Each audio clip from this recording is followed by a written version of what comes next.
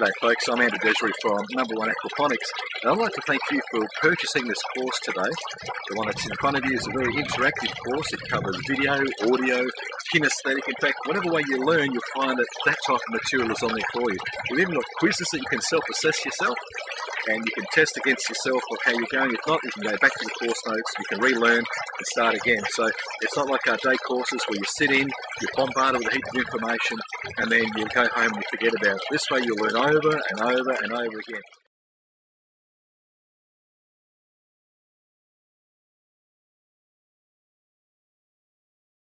My name's Max.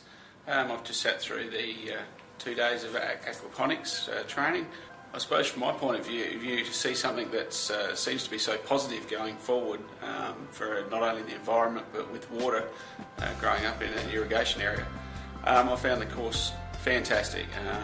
I battle to sleep after each day because of the reasons that it gets the mind ticking of how things can be done so much better, so much more efficient, and with a healthier outcome. Yes, the course content on the DVD, to work through that is so simple, so easy. It's step by step. You can pace yourself. It has the advantage that I found very good in the fact that you can actually print out the notes and read them at your leisure as you're going through. So the contents on the DVD are fantastic. Yeah, hello there. My name's Jeff. Like Max, I've had the most 2 enjoyable days ever, I could say that without a doubt, on listening about aquaponics. I think I've become a bore with my friends telling them about this wonderful course, and they can't believe how sustainable it is, how little land you need, hardly using any water. It's the most sustainable thing that I've ever heard of. The outcome is terrific, healthy veggies and fish, and the fish do all the work for us as far as fertiliser. It's been a great 2 days, and my thanks go to our course presenter. So we thank you very much for having a go at this type of course. It's very different than what you're used to probably. And we've also got in there a number of some software. We've got in there also some books on how to do solar powered systems or how to hook up onto the grid.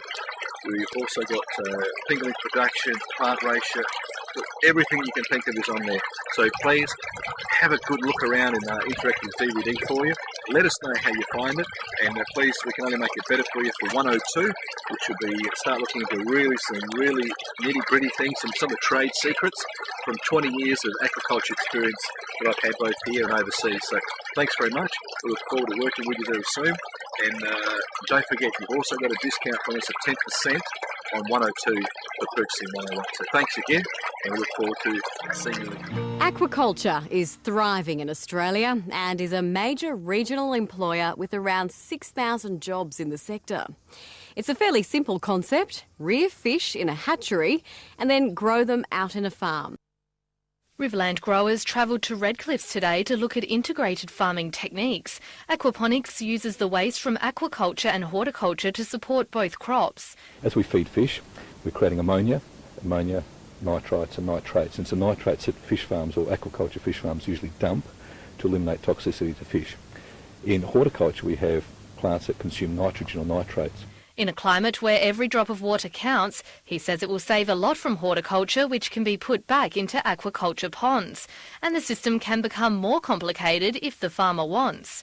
If we wanted to take it one step further, we could then take the wastes from horticulture that we get from these systems, and we could then develop it into, say, rabbit production or chicken production. Neil Griffiths is a new player in the rabbit game, but he knows more than most about looking after animals. He's a former vet who was forced to change careers after he was seriously injured in a car crash. How's the AC units? Yeah, it's looking good. We've got 8 on oxygen, so it's looking good. It's really He's now teamed up with an aquaponics expert and a former chicken farmer to try and set up an integrated rabbit farm, where the feed comes from an unlikely source.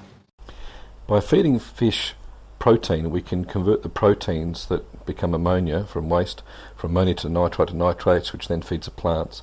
So for every 60 grams of feed going in, we're able to produce about a square metre of plants. 1,000 kilograms of fish, we're able to grow 7,000 kilograms of lettuce. For every kilo of rabbit production, we require about 3 kilos or 3.2 kilos of lettuce or green production, which is also a supplement to their diet, and also the addition of water, of course. The idea has already taken off around the world, with private families taking advantage, but it's yet to boom in the commercial market despite some good return. There are various types of home systems that public are using around the world, and some of them are grow bed media and NFT. And as the one depicted in this video here that we're watching now, this is a combination hybrid of NFT and media beds put together. The reason we do that is that we can get better production out of the two hybrids put together, or the two systems put together as a hybrid. We still have the main mechanisation as with a 2,000 litre tank like we've got here, or 780 litre tank, clarifiers as we can see here as well, which takes out the waste and stops the beds from clogging up, and also helps also with the NFT as well. And then we've also got alarm systems that are an added option, of course, for those people that need to go away for long excessive periods of time. The good thing about these types of systems is that with NFT you can grow your lettuces, herbs, or the fast growing produce in these types of systems. And in these beds here we can then grow the longer term, cultivating things like cucumbers and tomatoes and cantaloupes and all those other things that take a lot longer as a root produce. It's a very quick return on investment, plus with the benefit that it's an organic style produce, so it's a higher value. With the opportunity to travel through Canada, the Caribbean and the mainland of the US to visit a number of commercial farms and a number of facilities such as Disney's Epcot, NASA, etc., we were able to write a paper for the Department of Education Workplace Relations which would cover integrated farming such as aquaponics. This enabled us the opportunity to prove a commercial concept for Australia and the Riverland region.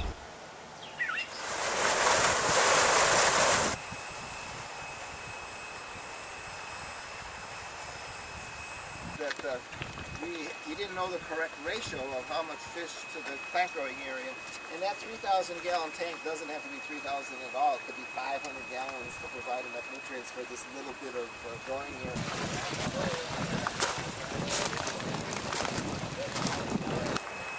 It looks like it believes it.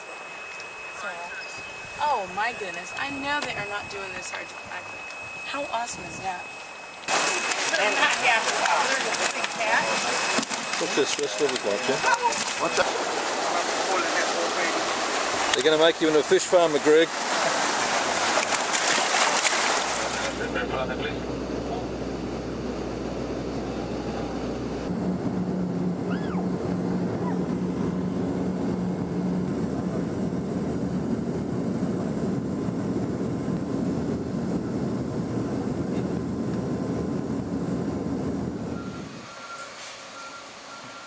Right, let's, how many square feet are you?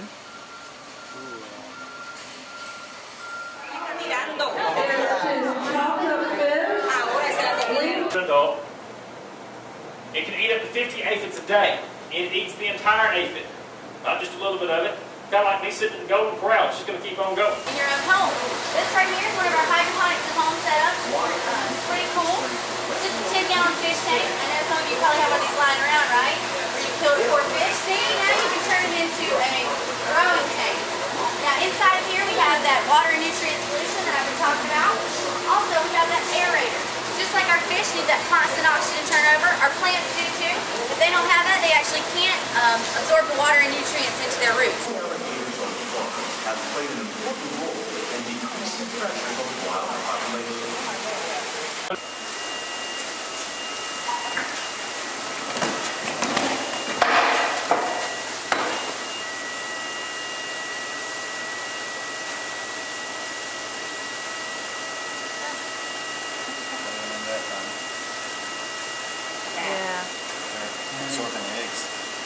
well, the eggs look better than they did last time.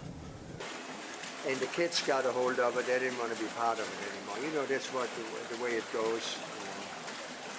Different lands, of course. In the summertime, you almost got to use different land because of the heat. So I'm going to meet Rebecca Nelson and John Pate down here. I think this will definitely have to be our last stop. Okay, so you keep it can. as All right. fresh as Okay. possible. All right. Just don't wait too long. I You might, won't. sell out. I won't. Don't worry. Okay. All right. Thank you. So the inlet comes in from here, flows down through here, up to the end, around the bend, around the corner, and then flows back through this way here.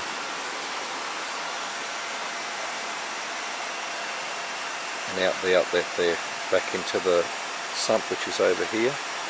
So the water's flowing from the tanks over to the hydroclone, over to a degasser, over to bird netting, into a mineralisation, and also into a settlement tank which is added the calcium hydroxide or potassium, into filtration, and from the pump into the system.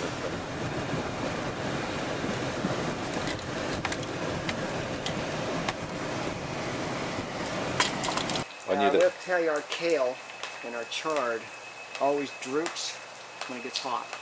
So we end up cutting it in the morning. So that's why it's looking all droopy there. I should clean that. With the region suffering low commodity prices and looking for diversity, aquaponics may be the answer. There's not a lot of good news, and there doesn't seem too much good news around the corner, and people have pulled crops out even. So they're looking at alternatives, and this one stacks up pretty well. For more information, visit the website. Jessica Stanley, Win News.